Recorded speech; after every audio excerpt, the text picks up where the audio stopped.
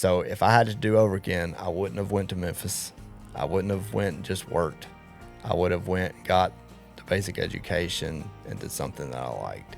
And if somebody does a program and they don't like it, they can just transfer to a different program. You will never regret the experience that you have going down a path like HVAC and plumbing, because it's also a skill that no one will ever be able to take away from you, and there will always be a demand for it. Welcome to 10 Talks. Today we're talking about one of the most in-demand careers in Tennessee, and one most people don't think about until something goes wrong in their house in the middle of July. That's right, we're talking about HVAC. And before you think this is just about fixing units, it's chemistry, problem solving, technology, and one of the fastest paths to a great paying career Tennessee has to offer. Today you'll hear from David Collins, an instructor at TCAT Dixon, building what he wants to be the #1 HVAC program in the state. You'll hear from Dylan Scott, a recent Lexington High School graduate who was already working in the field before he had his diploma. And you'll hear from a governor who started as a master plumber and wants every young person in Tennessee to know that where you start doesn't limit where you end up. These are stories about grit, second chances, and building a career with your hands. Let's get into it. Our first guest knows what it's like to struggle with school, walk away, and come back because he lived it. David Collins grew up with his dad as an instructor at the very school he now teaches at, dropped out of the HVAC program, went back to Memphis, returned to finish, and spent 12 years working in the field before finally getting the call he'd been waiting for. Today, he's the HVAC instructor at TCAT Dixon, where he's grown his program from 6 struggling students to a direct pipeline for employers. His goal, make TCAT Dixon #1 in the state. Please welcome David Collins. Well, thank you for joining us today. We are actually on location at TCAT Dixon. So this is the fun part of being out on the road and getting to, go on location and check out some of these education facilities, some of these workplaces and stuff. But before we even jump into what you do here, tell us a little bit about yourself and then how you got into teaching HVAC at TCAT. Okay. Probably goes back to when I graduated high school. I went to Memphis to work for my brother because he started a construction company. I thought about going to UT Martin for engineering, but I was just tired of going to school. Mm-hmm. So I went down there to work for him, and of course, goofed off too much. What was your job in the construction company?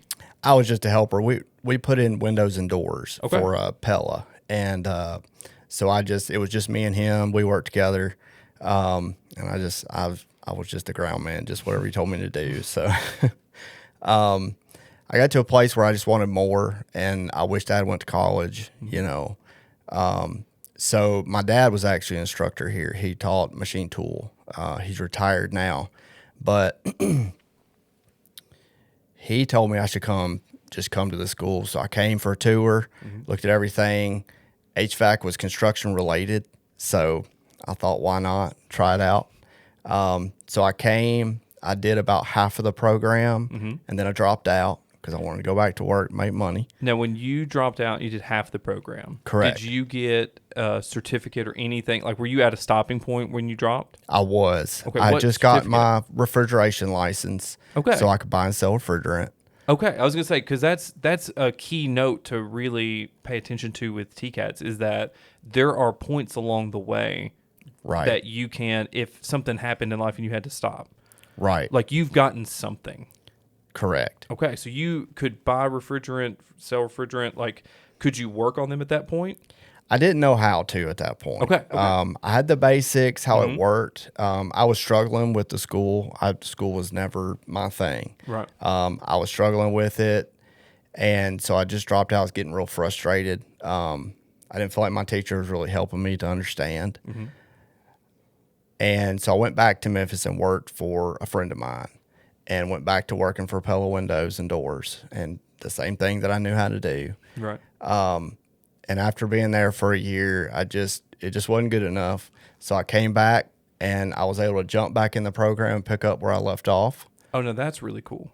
Yes. So it was just a year break in between when you dropped out and came back. Right. And everything was still usable, like all the credits all the time.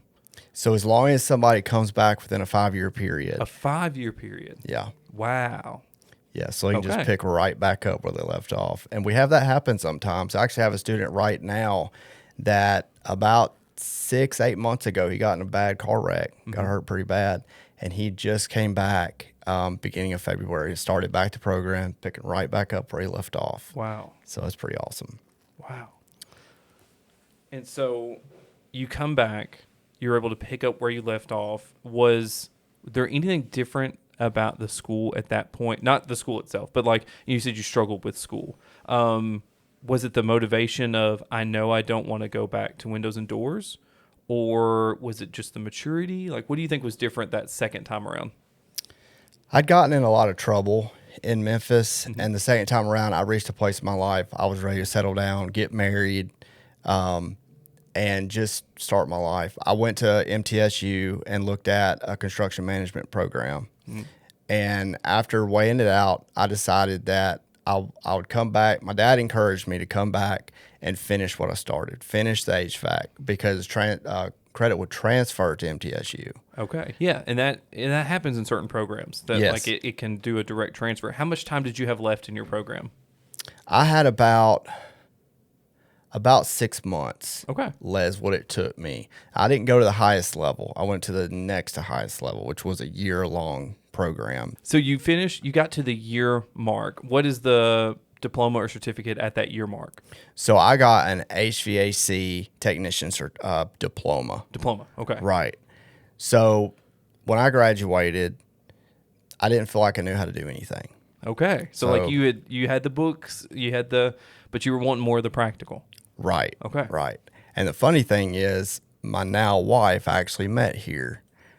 So her mom and my dad both worked at the school. Okay. Okay. They decided to get together. We both had bad relationships in our past. They decided to get together and connect us. So we met. We've been together ever since. So I say that to say this. When I graduated, I had started a co-op program. Okay.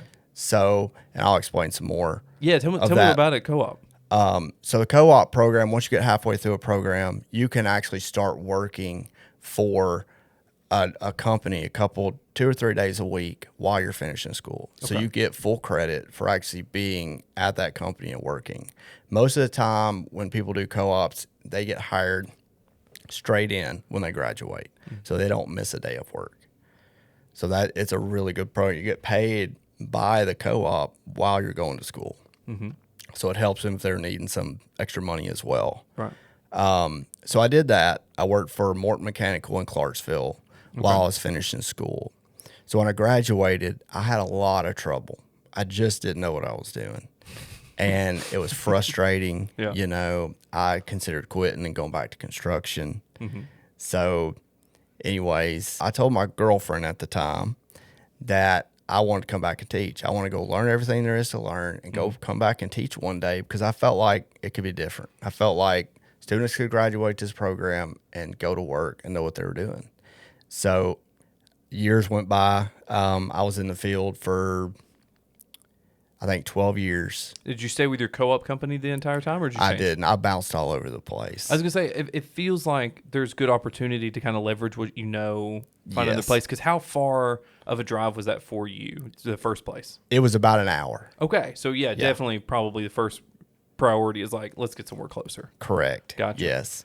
So And then in bouncing around, were you working with, was some of them commercial? Were some on the personal side? Like what was that balance like? So I did a little bit of both. I worked for Morton Mechanic for a little while. The bottom line is I could not figure out what I wanted to do. I tried everything. I just couldn't figure out what I wanted. Nothing felt right. So I worked for Morton for about 2 years.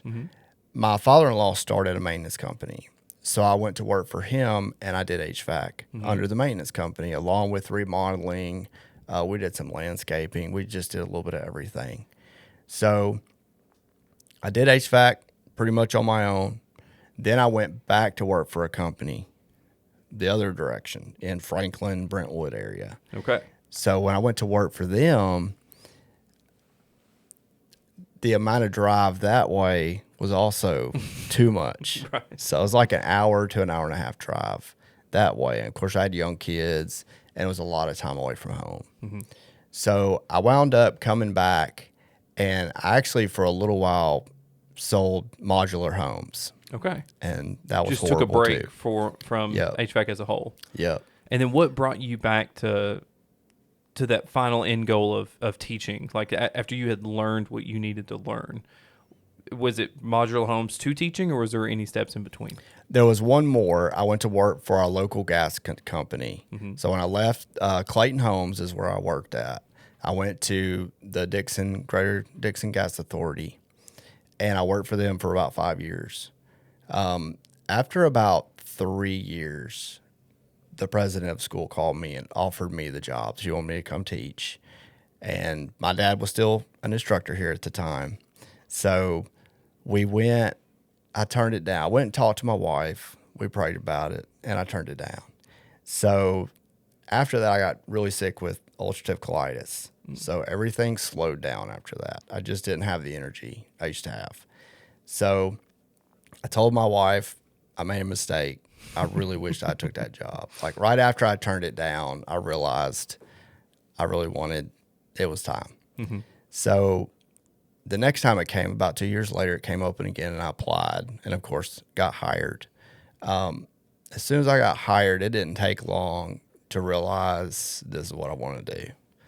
It kind of came quick. You were like, Yes. oh, yes. Yes. Passing this on, seeing the excitement in the students as they figure things out, getting to be on that side of things. Yes. And when I walked in, the program was struggling. I think there were 6 students that were in the program when I walked in. So almost a blank canvas for you to be able to Yes. say, like, I can make this, I can mold this. Yes. There was 5 units, only 2 of which worked in the shop. The students some of them were 6 months behind on their studies. So it was chaotic for a little while. Well, take me back to, let's say that I am one of your students. And this is funny because this is all that I know, is that HVAC is heating and cooling. That's all I know. So if you would humor me just a little bit, what exactly is HVAC, and why is it such an important trade? And as you answer that, if you'll just answer that like you're talking to me who knows nothing about it. So, or I guess answer it how you would answer when high schoolers come by to visit and ask you about it. Yeah, so HVAC is just if it heats or cools, it's considered HVAC. If it moves air, Okay. it fits into what we do. Not only are we bringing in fresh air, pulling air out of a building, but we're also conditioning it, heating and cooling it. So it goes all the way back to just basic chemistry and math. Which is not where I thought we were going. Was Right. Chemistry and math. Right. I think there's a misconception that you can get away from science and math, that Yes. it's just working with your hands, and that's not the case with any of our TCAP programs. And it's really not. It's when you step back, yes, it's hands-on, but you're getting the core education that any university is going to give you. Right. But you're not having to sit in the books constantly. So in HVAC, if we just heat and cool the air, it's not going to help us any. So we have to condition it. So in order to do that, students have to understand pressure and temperature, how they correlate to each other. Mm-hmm. Because in order to get a unit to actually remove humidity and cool the air down, we've got to have latent heat exchanges. So we're actually changing the pressure of the refrigerant at different stages. So we want to absorb the heat at one point, and then we want to reject the heat at another.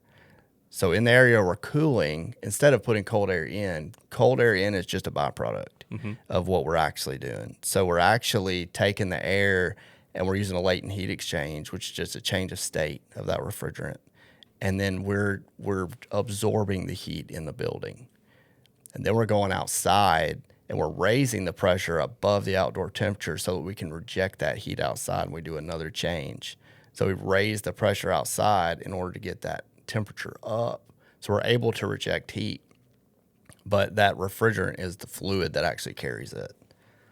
That was so far above my head and so Yeah. cool. All I knew about conditioning was I liked the condition that I'm in Right. under an air conditioner. I had no clue that it was more than just you. As soon as you said, Yeah. it's more than just the hot air and the cool air. We have to condition it otherwise. That is amazing. So what kind of training do students get for HVAC? Like what you mentioned that you did a 12-month program for that diploma. Is that Right. Is that the longest program you have here now, or what's the longest? So we actually just added another program. We extended it. So 1,296 hours is a one year program. Okay. So we extended it to 1,596 hours. So we added an additional 300 hours. So, and the reason we did that is because the market is changing. So just knowing the basics isn't cutting it to get above, because we want to be a step above everybody else. That's right. So my goal To make it is competitive.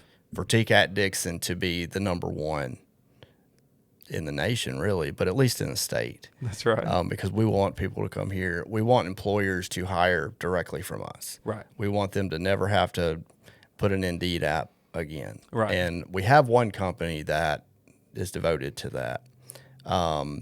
And whenever he needs somebody, he calls me and they have a job. And what's added in those 300 hours? Like what's the new things that are coming along that you're like, it would be to your advantage to know these things?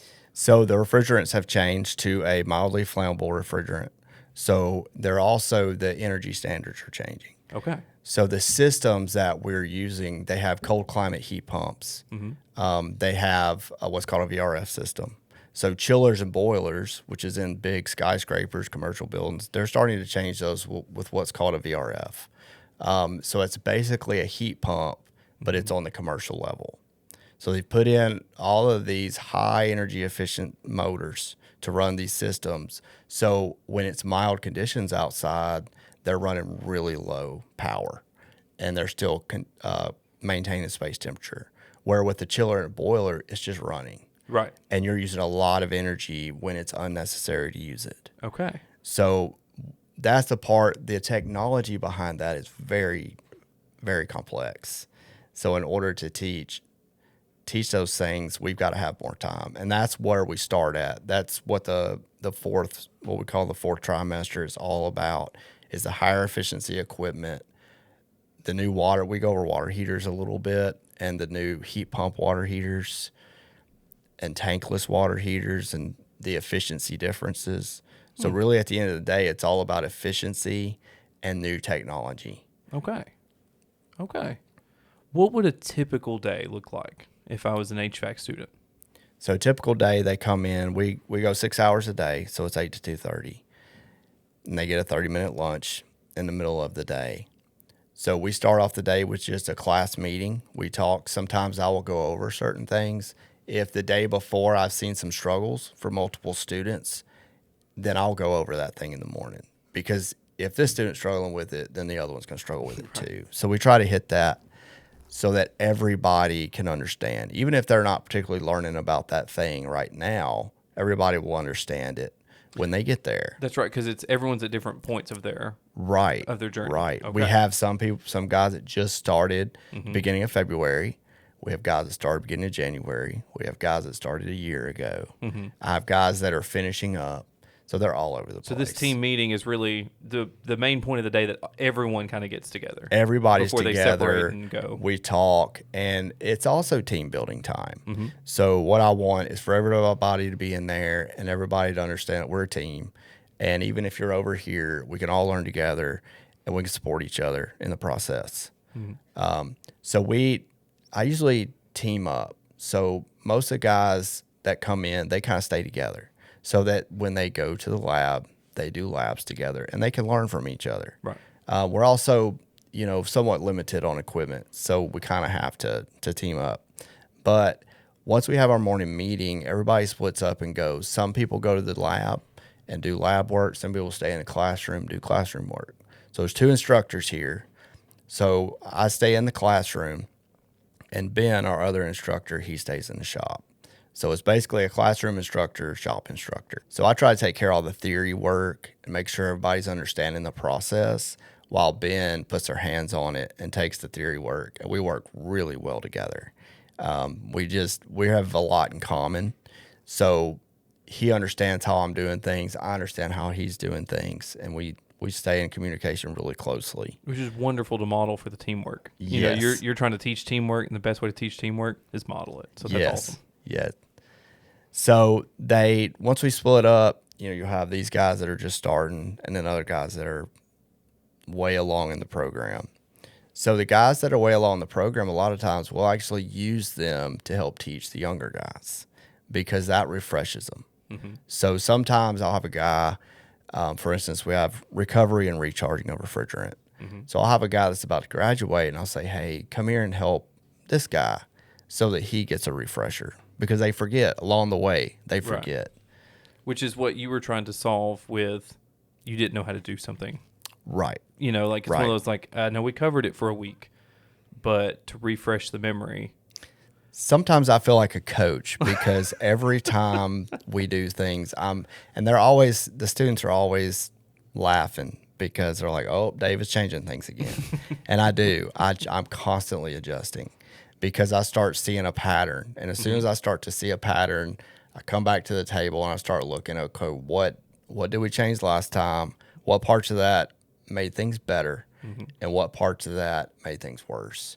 And then I readjust and try something new. So it's a constant trying something new because my passion is two things. One is I want guys to come out of here and know what they're doing, feel comfortable and confident. The other thing is I want them to have somebody they can come to, not so much as a friend, but a mentor that they know even after they graduate, I'm here, they can come back because there's a lot of young men that do not have that in their life. So that's the biggest benefit is seeing the young men change as they're growing up in the class. I actually get to watch them grow up. Right. So it's really satisfying to see that. Nice. Very nice. Tell us, as they're going through that coursework, as they're going through, even the shop portion of it, what are some of the coolest projects or hands-on activities that HVAC students get to do here at TCAT?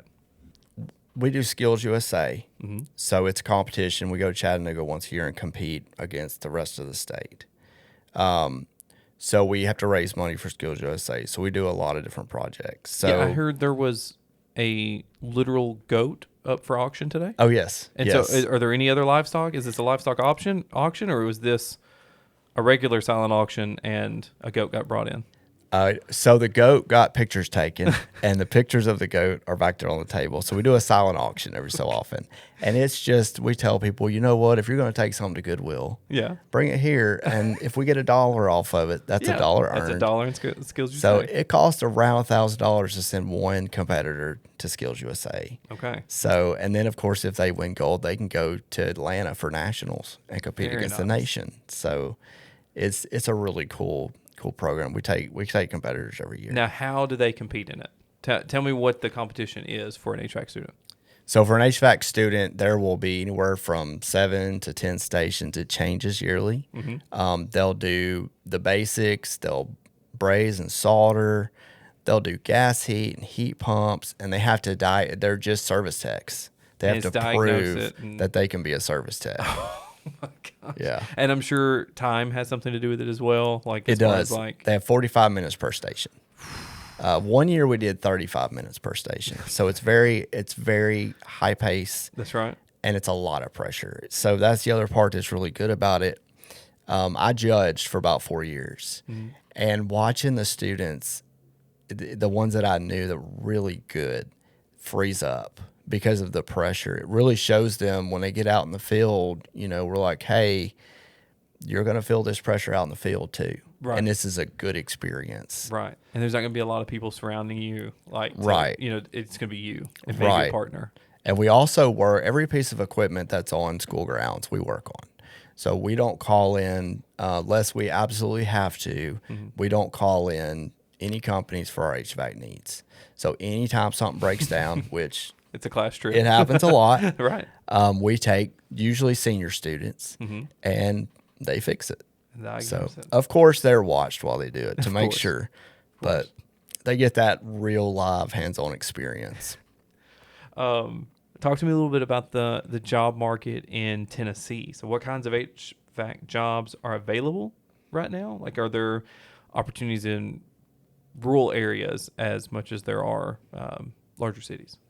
So the rural areas are basically controlled by the larger cities. So the larger city, the company will be based in the city, but they'll have a big service area. Gotcha. So there are small companies in the rural areas, and we have placed students at those small companies. The issue with the small companies is the benefits. Most of the time, small company doesn't have good benefits, and their pay is lower.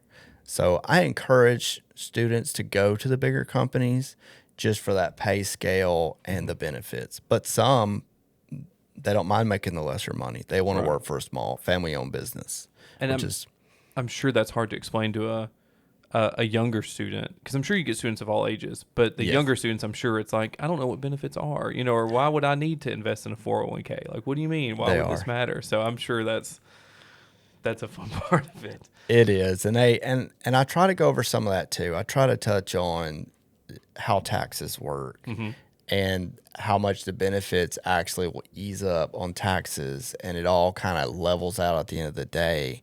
And I use my sickness a lot to explain, hey, this happened. Come out of nowhere. There's no reason. Yeah. It just had, the doctors can't tell me why. It just happened. And one of the infusions that I have to get are about $8,000. But with my insurance, I pay $5. So it's things like that I try to use those, as you just never know what might happen. Well, yeah, because young people, everybody's indestructible. Everybody's Superman. It won't happen to me. So that's a great real life example there.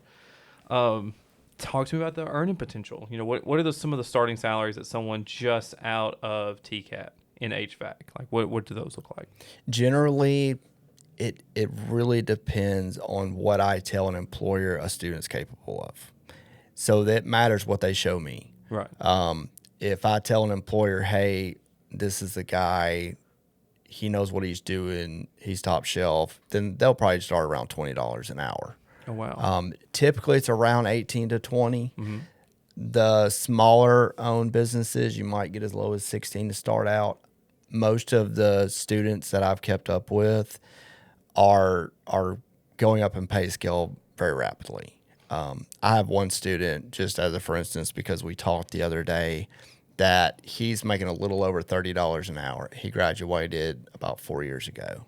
And so, okay. So over that time, I guess they see, we know the efficiency of what this guy's capable of. We know how many jobs he can handle, the bigger jobs that he can handle. And then I guess it's almost like earning the trust of the employer. It is. Can you trust me to go out and not, burn money for the company, but make money? And we're dealing with very expensive equipment. Right. So, and that's no why. one likes to replace their HVAC units. Right. And that's why they want to make sure they can trust these guys to go out and actually do the job. Because if you ruin a $20,000 piece of equipment, you just cost that company a lot of money. Right. So that's why the pay scale is a little lower starting out. And people I can go work at McDonald's for that. And you can, but you'll be making the exact same amount of money 10 years from now. Right. The growth opportunity may not be as there. So we've talked about the daily life of some of your students, but tell me a little bit about the daily life of what a daily life of an HVAC technician could look like. And we'll use like a mid or larger size company as an example. So it's a Tuesday. What could it look like? So it really depends on what market you get into. The really cool thing about what we do is the market is very large. We go anywhere from residential installation all the way up to building automation. So building automation, all your skyscrapers, your big commercial, industrial buildings are ran off building automation. We are placing people in every market. So the building automation is the highest paid market. And what they do is they're on computer all day. If they're a technician, it's very similar to engineering, actually. So they have more training to do after they leave here if they go that route. But their day is a little more laid back. They've got more time. they might stay on one place for a while to get different things fixed. Now, you go to residential installation or service, and you'll do anywhere from 4 to 10 calls per day. So it's house to house to house. And then you're dealing with customers one-on-one all day long. You're dealing with mad customers, nice customers, upset customers. No one's super pumped to call a technician to a residential address because it means something's wrong. Right. I doubt it's rarely that, we just want to expand our HVAC unit, or we just would love another one in this part of the house. Like, it's typically, service calls, right? Like, where things are wrong. And they're typically upset. So you have to be able to... My house is 90 degrees, or my house is 30 degrees. Right. And you have to be able to diffuse situations when you're in the residential side. And some people like to deal with people all day. They want to go and talk to different people.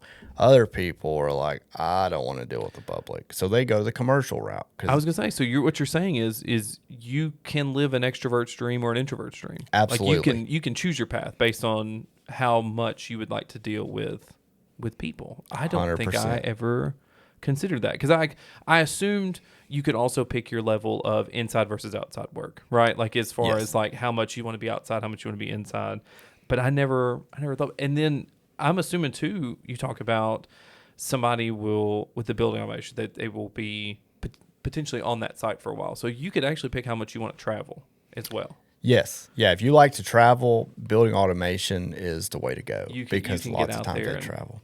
How long do you think they typically stay on a job site? Like, let's say one of your students maybe takes a job, because they're always building in Nashville. So maybe they, take a job in Nashville. How long do those typically last? So I actually just got 3 of my students placed in a building automation company for the first time.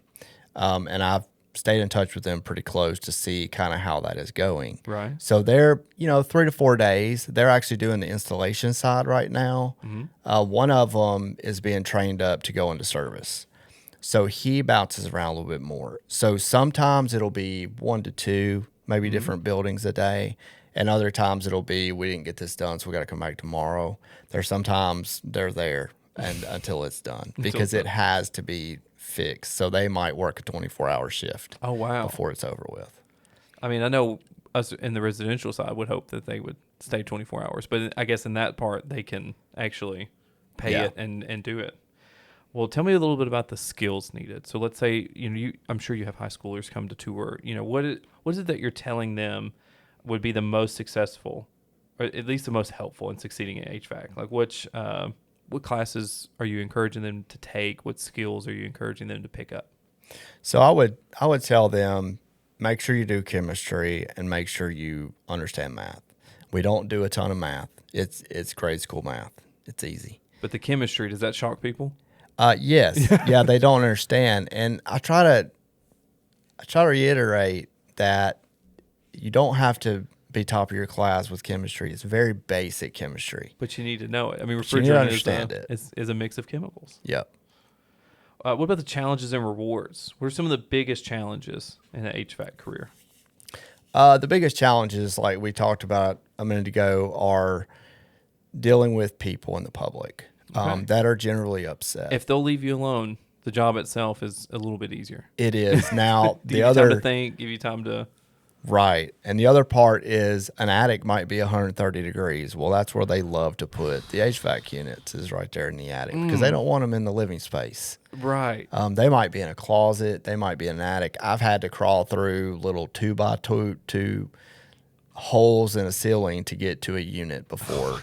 You have to bring in a ladder. They're in a closet just to get in there. So that gets frustrating for the residential side. I assumed crawl spaces, because that's where the vents are and a lot they of places. do that. But I would not have thought about an attic, because an attic isn't fun at any point of the year, right? No. I mean, there's never a fun time of... That's right. Maybe early spring, maybe, but no, gosh. But the benefits are, you go from that and you see how happy somebody is when you leave. Yeah. And they always love you by the time you leave.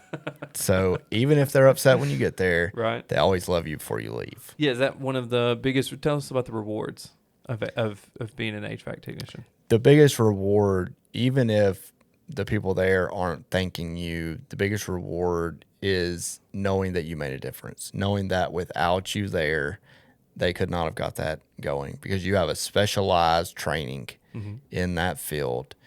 And, there's people that understand the basics all the way up to very, very good service techs. The good service techs obviously get the better jobs. But Well, we talked a little bit about this because I love that you added a 300 additional hours as an option. Because talk to me a little bit more about future trends. Specifically, you've talked about how the technology is changing, and how it's getting smarter with the power, right? So like lower energy, lower cost. Talk to me what you think the jobs will look like in sustainable tech, as far as like in Tennessee, I guess specifically. Like, do you see that coming closer? Or are you already seeing that, in Tennessee businesses or homes? it's here now. So building automation has been around for a long time in commercial settings, but we're going to start seeing that in residential settings. Oh, And interesting. we already are some with smart thermostats. There are some systems that if you want to, you can actually have them set up on a monitor where the company that you have a service contract with can monitor your HVAC system. They'll actually get alerts. If you're going to Florida for vacation, the HVAC company will have a hideaway key that you leave for them, and they get an alert when your system goes down, and you have nothing to worry about. Now, that's on that higher end Right. way of doing things. But that's how things start, though, is it's a higher Right. end, and then it becomes more affordable as more people get it. So you guys Right. are anticipating technology having that kind of effects Yes. in that. Oh, wow. So they're actually putting comm hookups on all this newer equipment. So you're actually, in the next 5 years, I would say you're going to have a laptop to be able to connect to most units. So the days of all these hand tools that you have to have are getting less and less because Similar you to hook cars? Yes. Yeah. Okay. So you hook a laptop up and it'll actually pull all your diagnostics up. So you have to understand what you're looking at so that you can fix it. And the good thing about it is we don't have to worry about AI because somebody still has to actually physically fix it. Okay. So, So- yeah, no matter how much technology gets involved, Right. there's still going to be some, I don't want to say wrenches because I feel like that's the most basic, but there's still going to be a Yeah. tool at some point. Yes, you have to have the tools, and we will forever. But the tools, the systems are becoming more complex, and that's where we come in. The old way, you could get trained on the job, no problem. The way things are going now, they're going to have that education Yep. in order to understand and get the good jobs. So we're coming out of here at a higher level than guys that have been in the field for 30 years because they are getting education on this brand new equipment where the other guys are just now seeing it and they're not used to it. Wow. When you talk to students, you guys offer dual enrollment for this program as well. Correct. How far can a dual enrollment student actually get in your program? They can generally get about halfway. Oh, wow. It really depends because we do dual enrollment several different ways. Okay. So we teach a dual enrollment here in the evenings for our local district. Okay. So that wouldn't even be in the middle of the school day. So like if they didn't have time during Right. the school day, Right. that So they has to come help at the 3 scheduling. o'clock and stay till 6 o'clock, and I teach that class as well. So they get the same teacher as they're going to have when they come full time. So just as for example, I have a student that graduated about 2 years ago. He went through 2 years of dual enrollment because we start at junior level, and he did the 2 years. When he came in, it took him about 6 months to fully graduate. That was when we were doing the 1 year program. And he started co-oping right as soon as he came into school.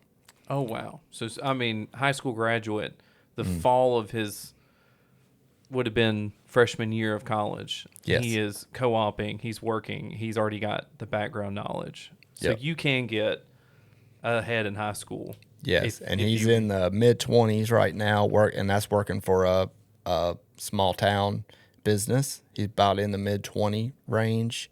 Wow. And he has a take-home truck, pays for all the gas. He doesn't have to drive to work every day. You know, Wow. that adds to because most service techs get a take-home truck. And with a lot of companies, they actually start from home. They'll get in their vehicle, they turn it on, they use an iPad, they jump on their iPad, their first call is sitting there, and they head out.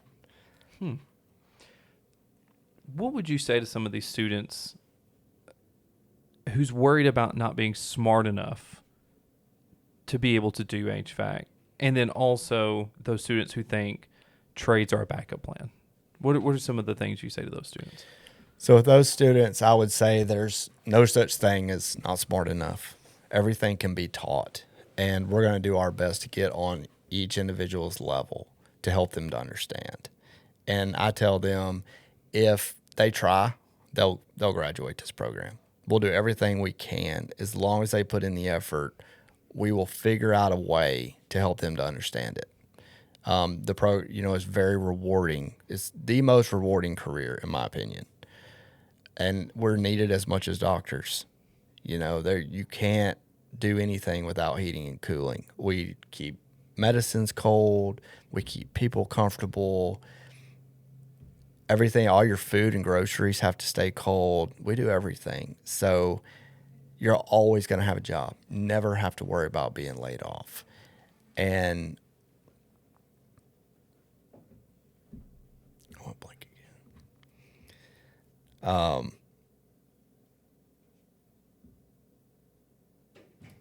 I was going to say something else and I forgot. Well, I think this is a good time as we're talking about that.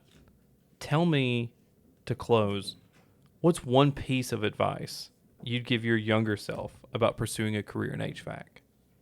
If I had understood what a tech school was, I was always told that tech schools were just bottom of the line. You could just go get a job, make the same money. I didn't understand what went into it. And if I had understood, I would have went straight to tech school right after high school, because it's short and I can make the same money as a 4-year degree. So if I had to do over again, I wouldn't have went to Memphis. I wouldn't have went and just worked. I would have went and got the basic education and did something that I liked. And if somebody does a program and they don't like it, they can just transfer to a different program. So that's amazing to hear you say too, because your dad worked here. Yes. So like anyone can have a misconception over what a technical college is. Absolutely. Because it was in your home and you still were like, and we see this all the time with young people. It's like, you really need to look at what's around you and see these compound benefits that would come later, because you're seeing what's right in front of you, which is potentially same money. Right. But what you're saying is you miss the growth potential of where that would have taken you. Exactly. Wow. Well, thank you so much for your time today. David showed us what it takes to build a program that prepares students for the field, not just the classroom. Now we'll hear from someone who's living proof it works. Dylan Scott is a recent Lexington High School graduate who finished his HVAC training early and was already in the field months before graduation. He's doing a mix of residential and commercial work and already has his eye on what it takes to go out on his own. Please welcome Dylan Scott. My name is Dylan Scott. I graduated here from Lexington High School, and I do heating and air. Where is it that you received your training for HVAC? At the TCAT in Jackson. TCAT in Jackson. How long would you say that program took? It's right at 1 year, but I was able to finish early and start working about probably 3 or 4 months before I graduated in September. So I started working probably right around this time of year now, March. Okay.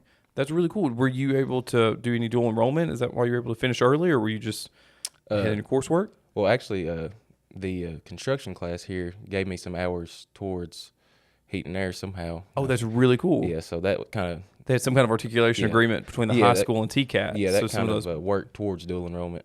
Very cool. Yeah, because I can imagine, especially like the safety portions and stuff like that would all I was already ahead with having OSHA done here and all that stuff. So very nice. What would you say your day-to-day looks like right now with HVAC? Right now, we're kind of in between the seasons, so it's everywhere. As you know, Tennessee weather, it can be 90 degrees one day, and the next day you wake up, you need a heavy coat on. So that's right. Just running calls, service, kind of PM work, preventative maintenance, stuff like that. So is that, are you working mostly residential or commercial? We do a pretty good mix of both, mainly residential. But like right now, I think after I get done with this, I'm headed over to the factory that we service. Oh, very nice, very nice. What would you say are some of the biggest challenges that you face? It could be your day to day, or it could just be overall. Really the hardest thing is just starting out. You're pretty green, as they like to say. Just kind of getting the ropes of it. Because I mean, school can teach you a lot, but I mean, it's nothing like being actually in the field. On the job site. Yeah, do you feel like school got you ready pretty well? Do you feel like it got you the basics? They definitely teach you a lot of the basics. They give you a good starting ground. Right. Because you got a lot of hands-on experience in the school, right? Do you remember, what kind of things you got to work on while you were in school? It was kind of limited, on like doing the actual Freon side of it, but like learning electrical diagrams and stuff like that, and learning just the small stuff that you do on a job. Very cool. What do you think are some of the biggest rewards of working in HVAC? You get to help a lot of people out, really, honestly. You go to customer's house, you got 80-year-old residents in there dying of the heat, on a real hot day, just kind of getting to see them lighten up after you get them fixed up. Where do you see yourself in the next 3 to 5 years through HVAC? What would you like to see yourself doing? Probably, I'd really like to try to branch out on my own. Yeah. Maybe try to do a little work on my own. But I do like the company I'm at right now, so possibly just kind of growing with them, Yeah. If you were to branch out on your own, or obviously get to pick your direction with the company that you're in, would you stick to more residential, or would you explore more commercial? Commercial is definitely, the easier and where more of the money's at, so I'd definitely say commercial. I would not think of that being the easier route, is just because they're larger systems. Well, you just, you kind of get rid of the customer aspect. The customer Yeah, aspect. yeah. Yes, that's exactly what I'm thinking. Yeah.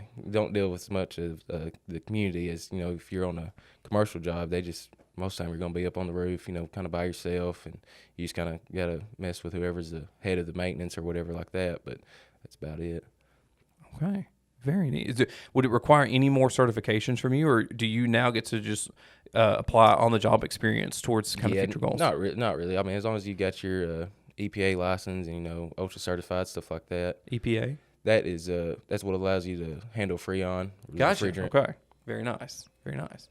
How do you see technology impacting your job in the future?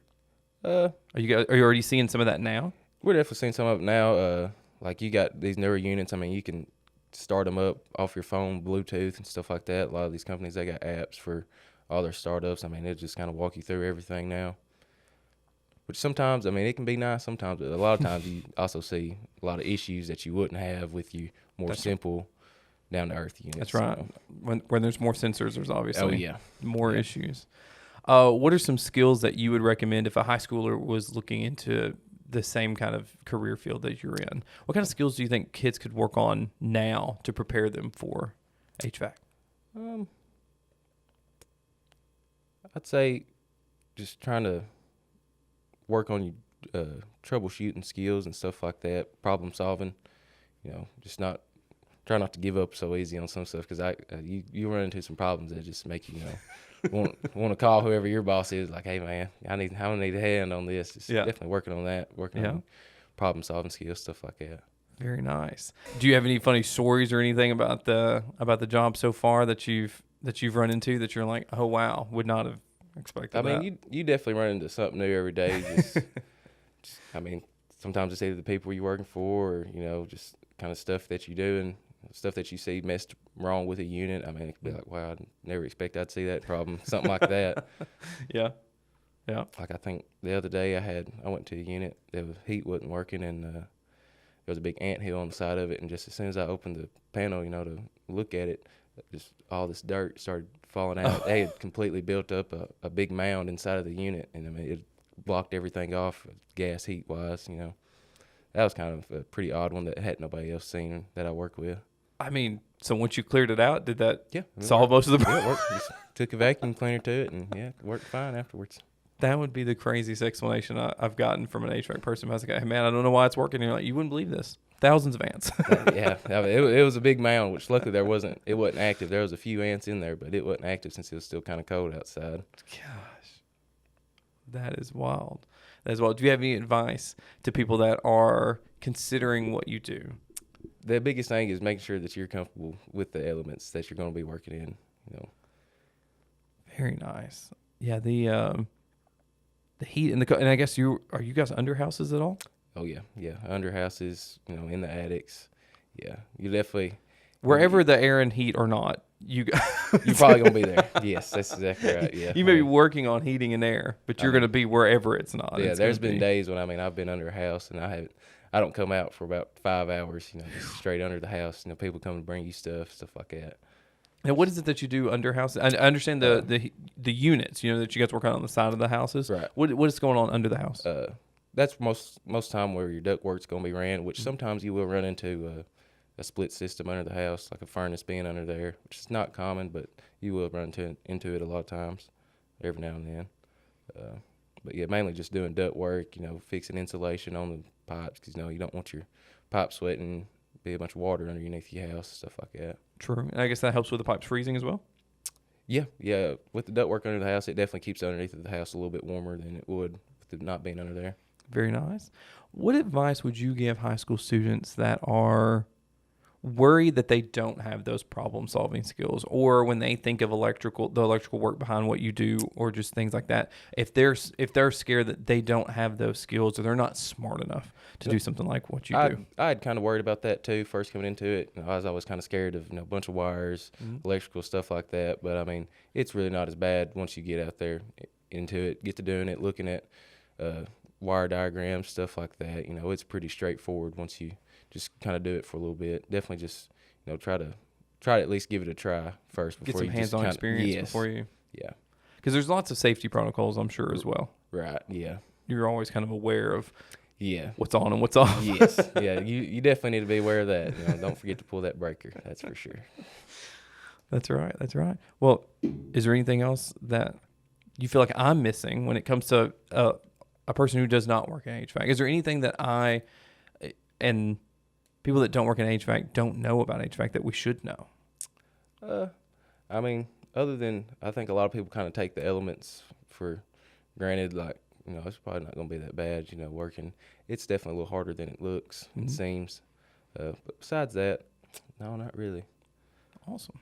Well, then thank you for coming in today, man. I really appreciate it. We're here at Lexington High School. You're alumni. What year did you graduate? 23. 23. Very nice. Already out there. And you've been out, how long have you been in this? Because you... just right at 2 years. Right, 2 years, because you graduated in May, but you were done in March or so of... after... Yeah, so with the hands-on, with the working while you're in school, I can't remember what they called that. Oh, you had an apprenticeship while you were there? Yeah, while I was at TCAT, yeah. Where'd you get to do that at? With who I work for now. Okay, so that kind of led to some good connections there. Yeah. Very actually, nice. Coach Worth up here at who I work for, he played football up here at the high school, and it's Stu Jones's brother-in-law. Gotcha. So that kind of helped me get on with him, and I told him, after I get done with school, I'd like to come work with you just for a little while. So that's definitely something for our students to keep in mind is make those connections too. There's definitely people in here that they know. I mean, you got Dan Trill Brown up here. He worked heating and air for a long time at McCoy's. I'm sure he'd definitely be proud to help somebody out getting a job. That's really cool. Thanks, Dylan. I appreciate you. Yep. Dylan showed us what it looks like to take that first step and start building something real. Our next guest knows that feeling well. Before Governor Lee was the 50th governor of Tennessee, he was a master plumber who built his own company from the ground up. He's been a champion for the skilled trades throughout his time in office, and he'll tell you a career in HVAC isn't a backup plan, it's a launch pad. Please welcome Governor Bill Lee. The skilled trades like HVAC and plumbing are in high demand. They offer stable, well-paying jobs that don't always require a 4-year degree. What message would you share with a rural Tennessee high schooler who's thinking about pursuing an HVAC or a plumbing career? And how do those hands-on careers help strengthen the communities that they grew up? I would say that's one of the best careers you can pursue. I grew up in a family business that is in the HVAC and plumbing electrical business. And I've worked alongside and with and employed hundreds and hundreds of skilled technicians, welders, electricians, HVAC, sheet metal, craftsmen, refrigeration, piping specialists, pipe fitters. I have lived with those men and women all my life and have come to understand it and have a tremendous amount of respect for the skill level needed to fulfill those jobs. But the really great things about those jobs are they're everywhere in the state. They're in every community. Every community needs plumbers and pipe fitters and welders and HVAC technicians because every building and every home has got some level of some of that in it. So it's a great career. It's one that I have a lot of experience in myself. But I also want to remind young people sometimes who think, well, I might want to be an HVAC technician, but that may not be where I don't want to invest a bunch of time in becoming that, because what if I don't necessarily end up liking that particular career? You know, one thing to remember about career paths is you build upon them. You know, I was a master plumber, and then I built upon that career path and ended up being an owner of a company that was in that career path. And, you know, you are not necessarily confined to a particular, you know, job if you start down a career path. Look, I ended up being the governor. And so a career path was a beginning for me. Now, I will say that I've employed and worked with a lot of HVAC and plumbing technicians who make a really good living and are very happy with the position that they've ended up with in that career path. But career paths are just that. You can continue to walk down them. You can continue to take the position you are on the path and take a turn one way or the other, but you will never regret the experience that you have going down a path like HVAC and plumbing, because it's also a skill that no one will ever be able to take away from you, and there will always be a demand for it. I tell young people all the time, you want to be guaranteed that you're going to be in demand for a job, become a plumber. Mm-hmm. You're going to have a job.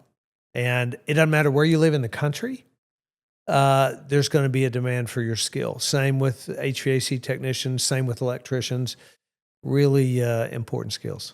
So do you have a funny story, anything that you want to share with our listeners about being a plumber? Oh, I'll just say you probably don't want me plumbing your house. I learned how to do it, but I'm not as good connecting my hands to my brain as some people. I learned how to do it, but I would not call myself a skilled technician. Okay. All right. Anything else about HVAC or plumbing? No, it's a great career though. And I love kids to get involved in that. Tennessee.